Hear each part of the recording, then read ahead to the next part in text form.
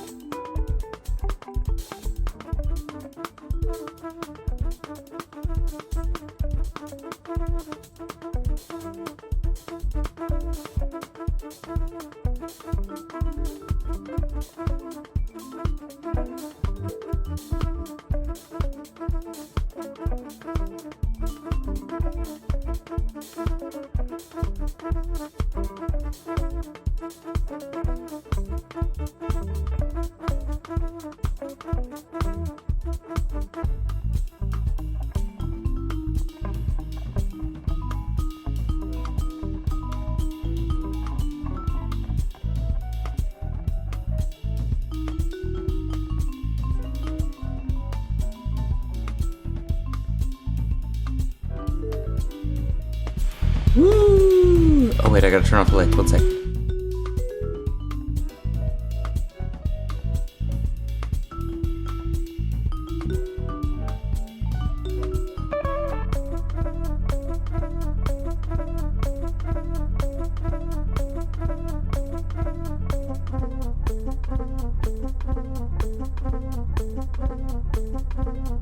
Ah, the plight of running your own production.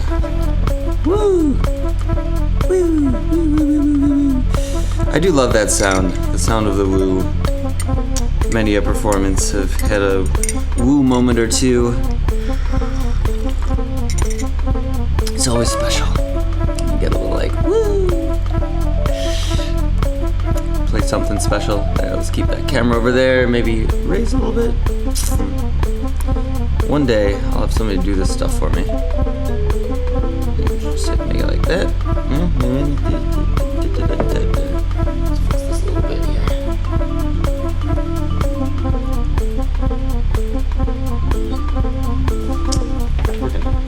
We're gonna do some adjustments. There we go. That's a nice angle. See that light over there a little bit? See, backlighting, that's the key. Hello, Loris from Paris. All right, I've got a couple. Hey, we got. What is your name? The person who keeps. Is that Japanese or Chinese? I can't tell. I wish I could tell. Ikitats is there. Good morning, everybody. I love it. We have the same people coming back every morning. Oh man. So that what you were just hearing was the Chicago Experiment, and that's with me and Mekhi McCraven, Joel Ross. It's going to be released in 2020. There are few enough people watching this right now that I can talk about it and play it for you.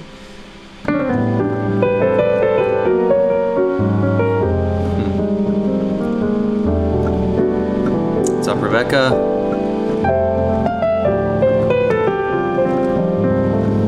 Oh man, I was reading about the market this morning. So I'm no expert by any means. I am the thing that I know a little bit about in this world. Oh, hair's terrible. All right, hoodie time. The thing that I know a little bit about in this world is music. Everything else I'm a complete novice at. But I pay enough attention to have an opinion. It's the danger, right? And it seems like we've done a lot of we have made some not good decisions in dealing with this virus. It's kind of crazy. Like the fact that we bailed out the airlines the way that we did. I've been listening to a lot of podcasts about it too from experts. There are some really good ones. Oh, in fact, there's one I'm going to show you specifically. This guy. So first of all, the big misunderstanding that I think people have is how temporary they think this is. Unless there's something that is like big, how do I say it? Unless there's something majorly different about the spread and death rate, which is possible, because there might be new information on that says the death rate actually isn't what we think, and a lot more people have it, but fewer people have died relative to the amount of people who have it. That's possible. Hey, Darwin's here. What's up, man? So if that's the case, then it's actually much better than people are saying it's going to be. But if the numbers are accurate right now, or as of a couple days ago, it's going to be much worse for a long time, especially for the economy. And there's a guy who lays out why in this essentially here. So I get this newsletter from Tim Ferriss, and he points in the direction of some really great content. So this is my this is the email from him, and this guy who, check this out.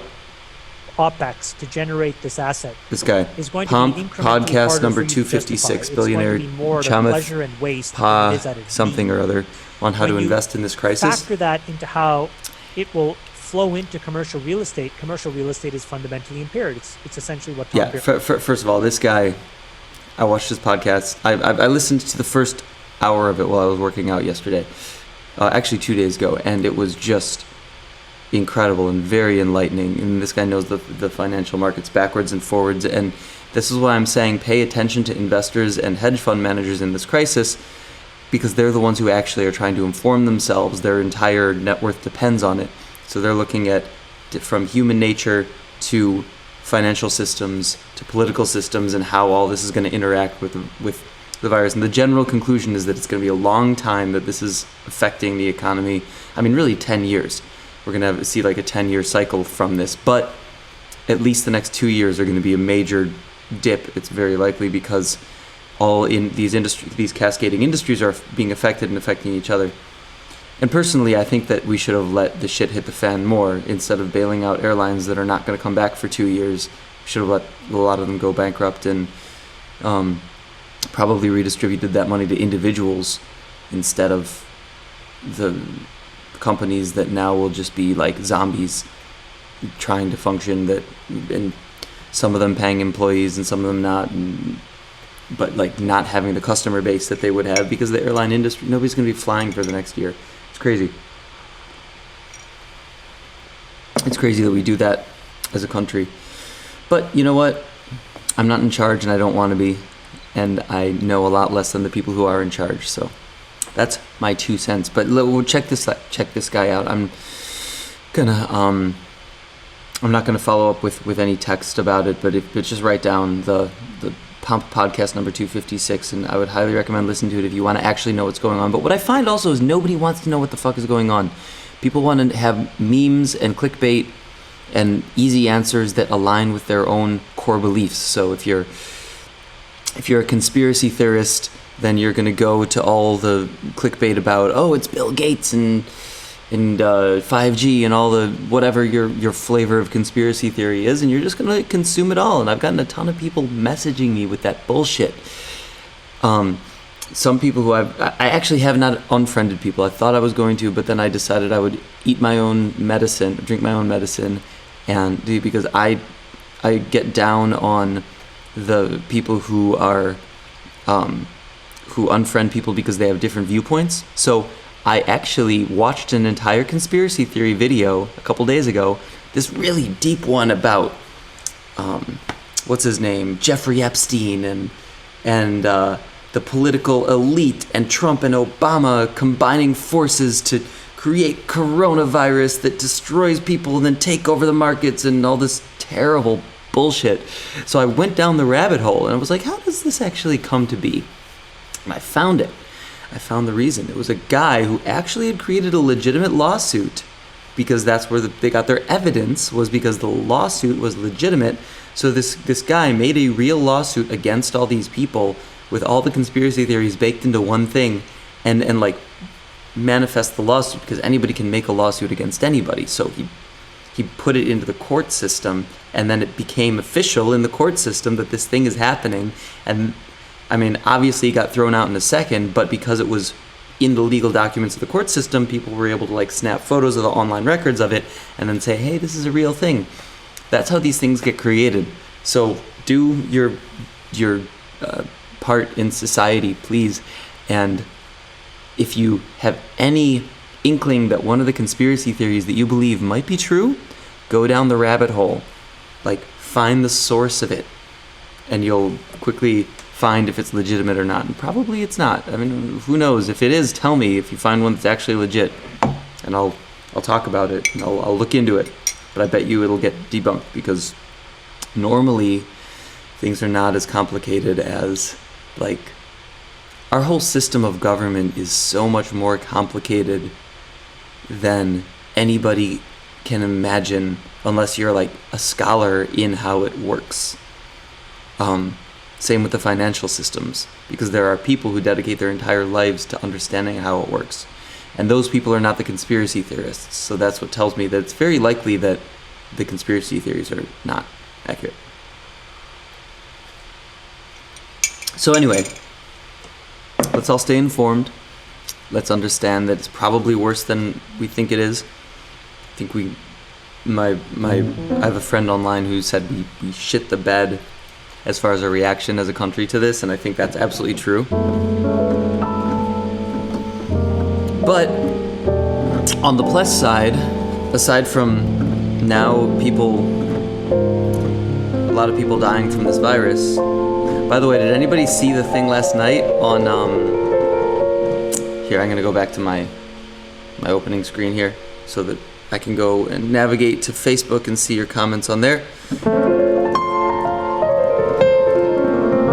Oh, by the way, I'm gonna be doing this more on my fan page, so rather than I'm gonna eventually migrate this from my personal page to my fan page. So if you're watching on my personal page, just go to my fan page and like it, because then you'll get informed of when I'm actually doing in the future. Did anybody watch the thing last night with all the celebrities talking about COVID? I thought it was really sweet. It was great, and it was encouraging to watch celebrities doing stuff without any production, and it reminds all of us that like a lot of people actually aren't like in that very moment. Like, here's an example. Paul McCartney, an icon, one of the greatest like songwriter performer guys, I guess at least one of the greatest songwriters of our century, I would say. I'm hesitant to, but I'm pretty sure I do agree with that. He's one of the greatest songwriters of our century.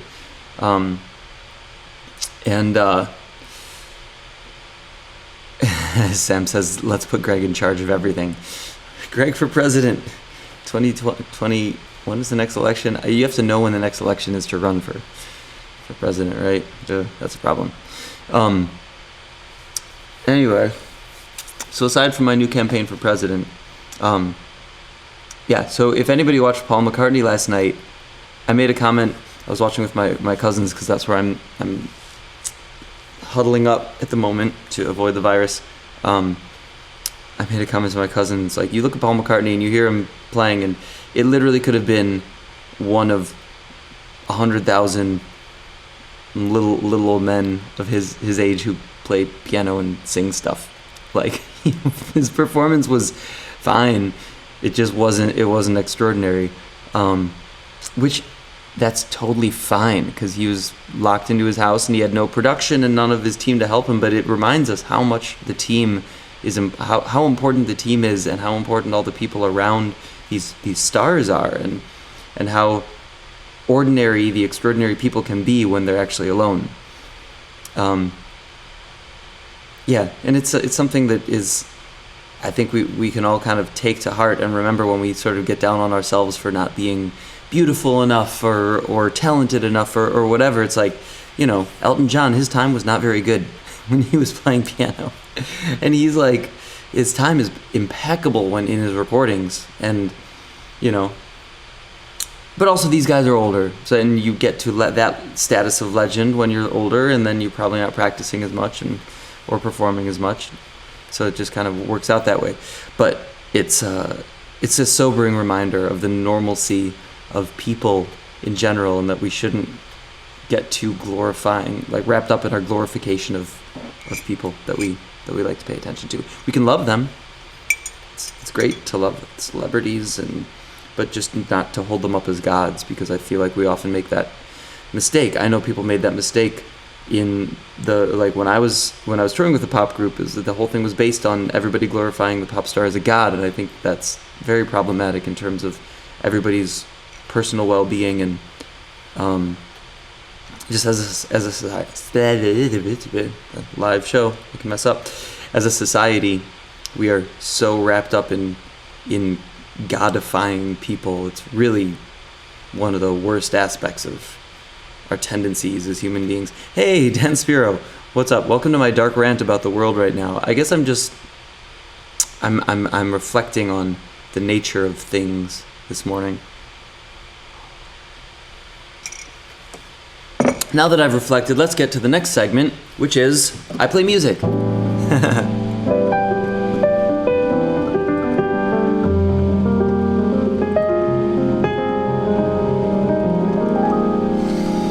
Yeah, that'll be a little bit better than my ranting.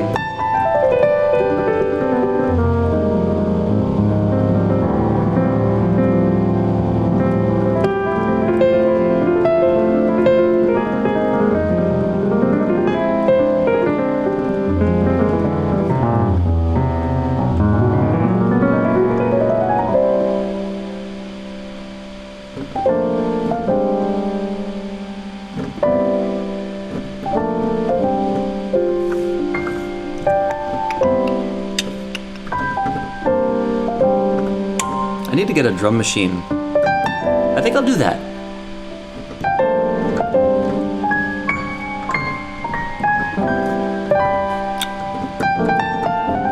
Wouldn't it be cool if there was a drum beat here?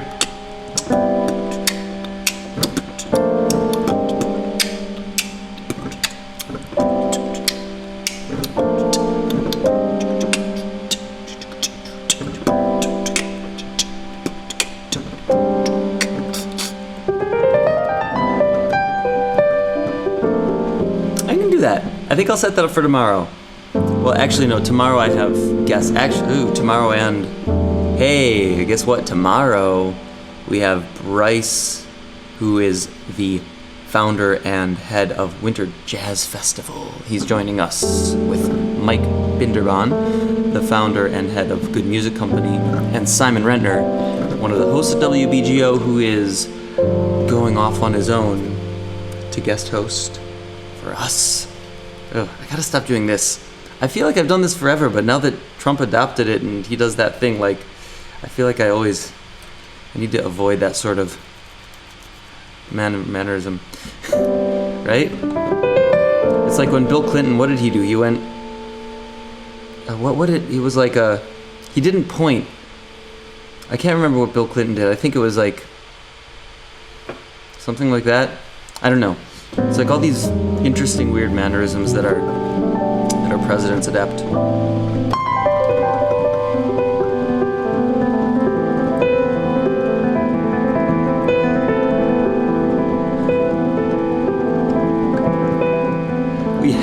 We have a Twitch fan. So I don't know how Twitch works. All I know is I'm streaming on it, and Z Dragon Alex asked me to play Sparkle, and I have no idea what that is. Zero. The Twitch fans have been interesting. It's like, I feel like on Twitch it's a very request-based culture. But there's not like much interaction other than the requests. I appreciate like more conversation, you know? Like a little pillow talk before I play your song. Hey, what's up, Manuel from Italy?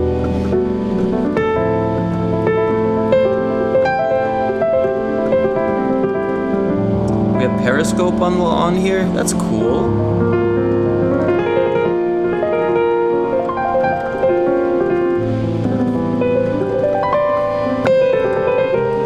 But I will set up a drum machine, and I think that'll be really cool. I can like hit things and make.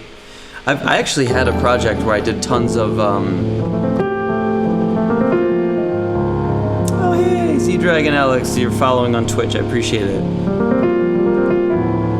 We need more Twitch followers. See that little weird guy in the center of the screen? He's saying, yeah, Twitch.